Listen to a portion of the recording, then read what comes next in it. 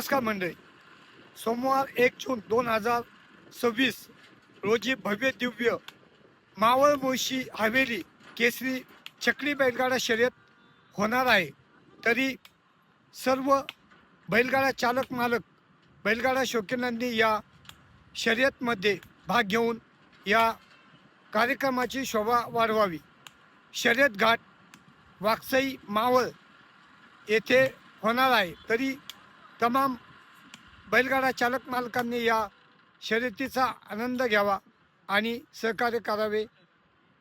जय हिंद, जय महाराष्ट्र, मावळ माती यूट्यूब.